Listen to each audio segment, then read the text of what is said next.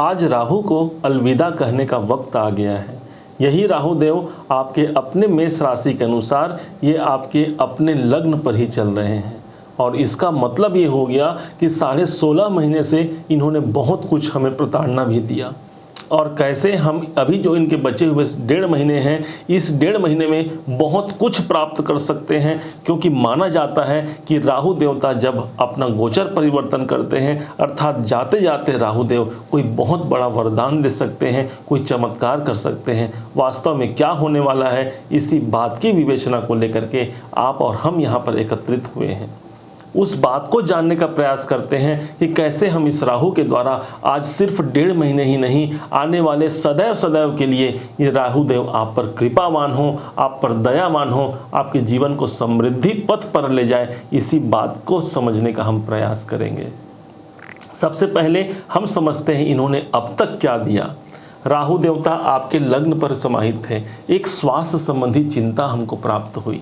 राहु देवता जब लग्न पर होते हैं, इनकी दृष्टि पड़ती है आपके पंचम भाव पर। मानो संतान संबंधी चिंता, शिक्षा में बाधा और कई प्रकार के डिप्रेशन, तनावों को यहाँ पर देने का एक कारक बन गए हैं राहु देवता। इस समय पर ये आपने जाना, ये आपने अपने जीवन पर देखा। लेकिन इसी समय पर राहु देवता की जो 7वीं दृष्टि है वो आपके 7वें भाव पर पड़ करके कहीं न कहीं दाम्पत्य जीवन से संबंधित हमें प्रताड़नाएं दी। या तो दाम्पत्य जीवन में परेशानियों का आना, या फिर विवाह इत्यादि के लिए जो तैयारी कर रहे हैं उनके विवाह में भी लगातार कोई न कोई परेशानियों का सामना करना पड़ा। राहु देवता जब 7वीं दृष्टि को देखते हैं तो 7वें भाव से 10वें भाव होने के कारण 7वें भाव आपका करियर भी है। इसलिए करियर में भी हमें कई प्रकार के बाधाओं और चुनौतियों का हमें सामना करना भी पड़ा। राहु देवता एक दृष्टि इनके 9वें भाव पर पड़ी है, अर्थात मानो भाग्य के साथ एक विडंबना बनी हुई है। जितना हम भाग्य के आगे आगे उनके पीछे पीछे भागते हैं, भाग्य हमारा और आगे आगे बढ़ते जाता है। ये स्थिति बनी हुई है मानो हमने कर्म तो 100% लगाया, लेकिन एक भाग्य है जो 99% तक पहुंच करके भी हमें वहां पर से वापस आने का एक योग भी आपने देखा। क्या ये सब कुछ हमने जो कहा, ये सब कुछ हमें राहु के द्वारा प्राप्त हुआ? आप स्वयं इस बात को विवेचना कीजिए, इस बात का विचार कीजिए कि यदि राहु आपको ये सब चीज प्रदान कर रहे हैं तो फिर हमारा कर्म क्या है?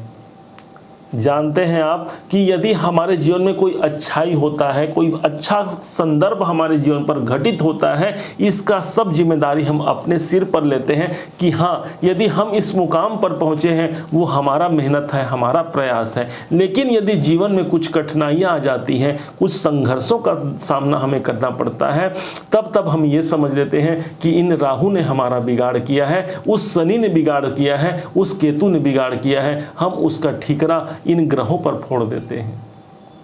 कहां तक सत्य है इस बात को आप स्वयं समझिए। राहु तो वो ग्रह हो जाते हैं भाई, जहां पर ये जाएंगे वो उस भाव से संबंधित हमारी भूख, हमारी तड़प हो जाती है। मानो कि कैसे भी करके हम उस भाव को जीवित करेंगे, जागृति प्रदान करेंगे। राहु के विषय में यह भी कहा गया है कि राहु जन्म पत्रिका में जहां बैठ जाए वहां व्यक्ति के पूर्व जन्म के संस्कार अधूरे रहते हैं, जिसे पूरा करने का एक दायित्व आपके ऊपर समाहित होता है। इस दरमियान यही राहु देवता जब गोचर के दरमियान आपके लगन पर, आपके अपने राशि पर समाहित है, इसका मतलब हो गया कि अपने आप पर आपको सबसे ज्यादा ध्यान देने की आवश्यकता है। कहाँ मुझ में कमी रह गई है, कहाँ मेरे कर्तव्यों के निर्वहन में कमी रह गई है, क्या मैंने गलती किया है, इसकी पुनरावृत्ति कराने के लिए, उसको मैनेजमेंट अच्छा बनाने के लिए राहु देवता आपके अपने राशि पर गोचर किए हैं। ये यदि हमने समझ लिया तो ये मानना है कि ये राहु देवता भी आपको अटूट संपत्ति, धन प्रदान कर सकते हैं। इसी गोचर के दरमियान आपने लाखों और हजारों लोगों को देखा होगा, करोड़ों लोगों को देखा होगा कि इसी गोचर के दौरान उनके अच्छे खासे पैसे बने। इसी गोचर के दौरान उनके जीवन में सारी संभावनाएं जो कैरियर को लेकर के बननी चाहिए वो सब कुछ उन्होंने प्राप्त किया। तो हम भला कैसे इससे पीछे रह गए? आप जरा विचार कीजिए। हमारे मन में, हमारे अवचेतन मन में जो भ्रांतियां बनी हुई हैं इस राहु को लेकर के कि ये राहु देवता हमारा बिगाड़ करेंगे, बस उसी से हमें बाहर निकलना है। और जिस क्षण हम बाहर निकल जाते हैं उसी क्षण ये राहु अपना कार्य करना प्रारंभ कर देते हैं, क्योंकि अवचेतन मन के स्वामी चंद्रमा को माना गया है और चंद्रमा को भी यदि कोई ग्रहण लगा देने का सामर्थ्य यदि किसी ग्रह के पास है वो है राहु देवता। तो इसी कारण से राहु देवता भी हमारे अवचेतन मन के कारक माने गए हैं। तो जिस टाइम पर, जिस घड़ी पर आपके मन में ये प्रेषित कर दिया जाए कि राहु आपका बनाने वाले हैं, न कि आपके जीवन को बिगाड़ने वाले हैं, उसी क्षण आपकी तरक्की को कोई नहीं रोक पाएगा। राहु देवता यहाँ विद्यमान है लगभग 12 अप्रैल सन 2022 से ये आपके अपने राशि पर चल रहे हैं और 30 अक्टूबर 2023 तक रहेंगे। मतलब लगभग अभी 1.5 महीने का समय अभी भी बचा हुआ है। अभी भी इस राहु को समझ लीजिए। इसके बाद तो ये राहु हमेशा के लिए लगभग 18 साल के लिए आपके लगन को छोड़ देंगे, मेष राशि को छोड़ देंगे और ये प्रविष्ट हो जाएंगे आपके 12वें घर पर। कई वीडियो आपने देखे होंगे जिस पर इस बात को बहुत मजबूती से कहा जा रहा है कि राहु देवता गोचर परिवर्तन जब 30 अक्टूबर को करेंगे आपके जीवन में बहुत परिवर्तन आ जाएगा, बहुत कुछ आपके जीवन में भर जाएगा, धन की बरसात हो जाएगी और न जाने क्या क्या। क्या वास्तव में ये सत्य है? आप ये मानिए यदि आपने राहु को समझ लिया तो ये 1 साल क्या 2 साल क्या हमेशा के लिए ये राहु आपके लिए वरदानी हो जाएंगे। जन्म पत्रिका में कहीं पर भी राहु बैठ जाए, आपने यदि जो बात बताने जा रहे हैं उसको समझ लिया, ये राहु देव वहां से भी आपको अच्छा निकाल करके देंगे। राहु तो एक तड़प है, एक भूख है, हमने कहा, इसलिए आपके लगन पर आकर के अपने आप को संवारने का एक अभ्यास आपको देने वाले हैं। यदि हम में कुछ कमी है और उसके बाद भी यदि हमने उस पर प्रयास नहीं किया उस कमियों को दूर करने के लिए, यदि हमारे भाग्य पर दृष्टि है, भाग्य उन्नति के लिए हमने प्रयास नहीं किया, हमने किसी और पर डिपेंड हो गए हम, तो राहु वहां पर काम करना बंद कर देते हैं। राहु देवता इस टाइम पर गुरु के साथ में है। ध्यान रखिएगा, अभी आगामी 1.5 महीने तक अभी रहने वाले हैं, उसके बाद तो राहु छोड़ देंगे। गुरु देवता तो अभी लंबे समय तक चलने वाले हैं। गुरु देवता तो भाई आपके तो शुभ हो गए हैं और आपके तो योग कारक हो गए हैं गुरु देवता, क्योंकि आपके भाग्यश होते हैं। इसी दरमियान देव गुरु बृहस्पति को आपने देखा कि 21 अप्रैल सन 2023 को इसी साल में देव गुरु बृहस्पति ने अपना चरण रखा था आपके जीवन में, आपकी अपनी राशि पर।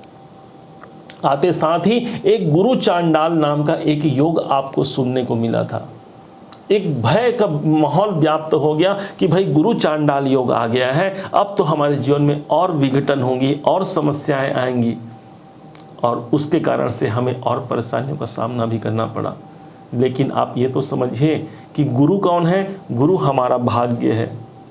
आपके भाग्यश बनते हैं ना भाई, तो गुरु हमारे भाग्यश हैं, भाग्य है गुरु। और राहु कौन है? तो राहु उस भाग्य में परिवर्तन है। कैसे इस राहु गुरु के कॉम्बिनेशन में आपके भाग्य में परिवर्तन नहीं होगा, जरा थोड़ा सा विचार कीजिए। गुरु हमारा ज्ञान है और राहु बौछार है, बढ़ोतरी है, तो कैसे हमारे ज्ञान में बढ़ोतरी नहीं होगा? आप इस बात को समझिए, क्योंकि इस संसार में माना गया है ज्ञान रतन का जतन कर माटी का संसार। ज्ञान एक ऐसा रत्न है, इसी ज्ञान के प्रबुद्ध को समझाने के लिए, आपके जीवन में प्रेषित करने के लिए राहु देवता ने यहाँ पर अपना समय रखा है, अपना स्थान रखा है आपके लग्न पर। आप ये जानिए, आप ये समझिए। माना कि राहु देवता दानव हैं, माना कि राक्षस माने गए हैं राहु देवता को, लेकिन क्या राक्षसों के पास वो सामर्थ्य नहीं होता, वो ताकत नहीं होता कि भगवान को वो प्रकट कर पाए? आपने सुना होगा भक्त प्रहलाद की कथा को। भक्त प्रहलाद कौन थे? एक दानव थे, हिरण्यकश्यपु दानव, महादानव, तो दानवेंद्र थे। दानवों में सबसे बड़े दानव उस समय के माने गए हैं हिरण्यकश्यपु को, और उन्हीं के पुत्र हैं ये प्रहलाद।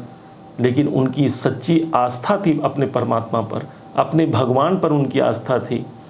पिता ने उसे बार बार त्रासित किया, बार बार दुख दिया, लेकिन उन्होंने भगवान का नाम नहीं छोड़ा, भगवान का संकीर्तन नहीं छोड़ा। और एक दिन क्या हुआ, जब उसकी आस्था इतनी बढ़ गई तो एक दिन उसके पिता ने आकर के उन्हें पूरे जहाँ पर सांप होते हैं, बहुत सारे सर्प जहाँ पर थे, उस स्थान पर उस कक्ष में ले जाकर के उसे छोड़ दिया और कहे कि तुम अब ये सब सर्प तुम्हें मार डालेंगे, तुम्हें डस लेंगे। लेकिन उसी समय प्रहलाद वहाँ पर बैठ करके अपने हरि का संकीर्तन करने लगे, भगवान का संकीर्तन करने लगे।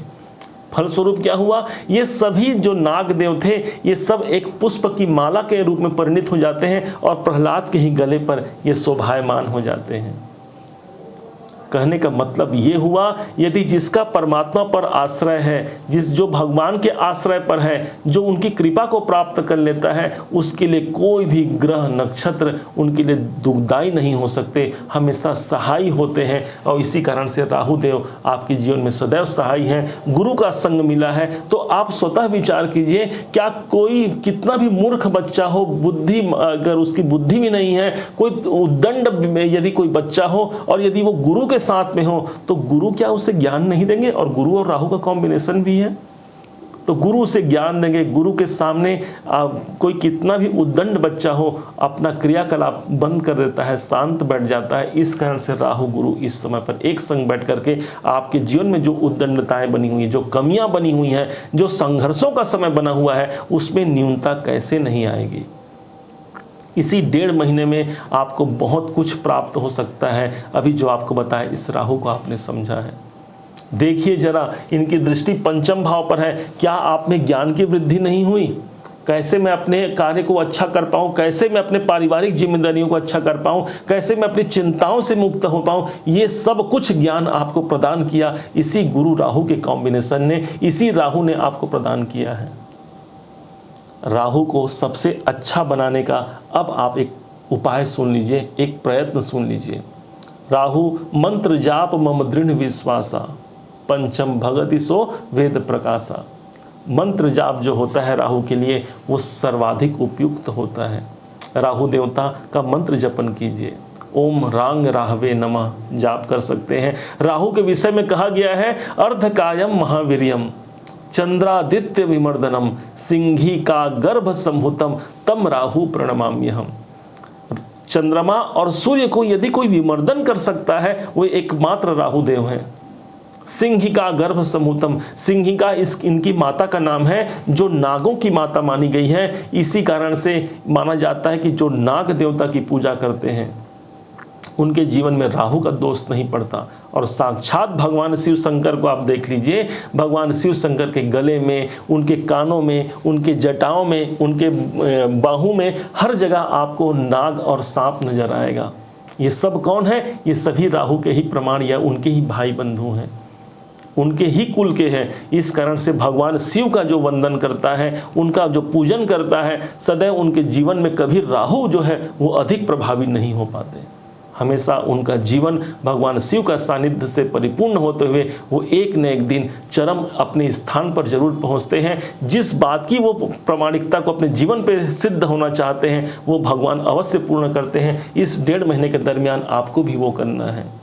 भगवान शिव से जुड़ करके जो भी आपको लगता है उनको प्रसन्नता के लिए जो आपका उनके सानिध्य में आकर के आप कर सकते हैं। भाई सीधा प्राइम मिनिस्टर यदि हमारे साथ हो तो क्या कोई छोटे मोटे अधिकारी वर्ग आपका कोई कर सकते हैं?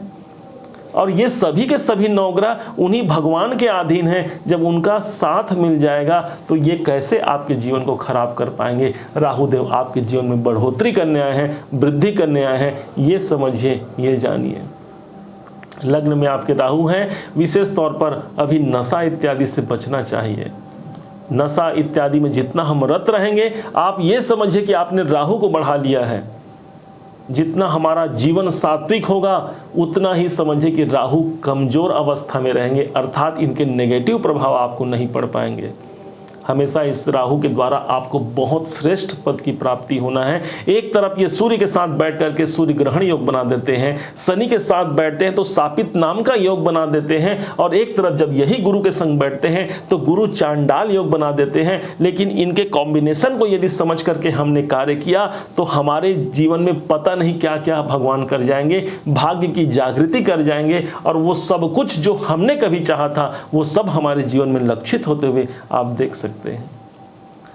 उम्मीद है आप सबने इसे समझा है, आप सबने इसे जाना है। यदि आपने इसे समझा है, आपने जाना है, मेरे समझाने का प्रयास यदि आपको सार्थक लगा हो, मेरे समझाने का तरीका यदि आपको सार्थक लगा हो, तो अपना प्यार भरा लाइक और कमेंट करना कभी मत भूलिएगा। आपके एक लाइक और एक कमेंट से हमें बहुत मोटिवेशन होता है कि आप जैसे प्रबुद्ध वर्ग ने हमें सराहा है। और अभी तक यदि आपने चैनल को सब्सक्राइब नहीं किया है, सब्सक्राइब भी कीजिएगा। पुनः एक बार फिर आपका जीवन सदैव उज्जवल हो, सदैव मंगलमय हो, इन्हीं शुभकामनाओं के साथ जय श्री राम।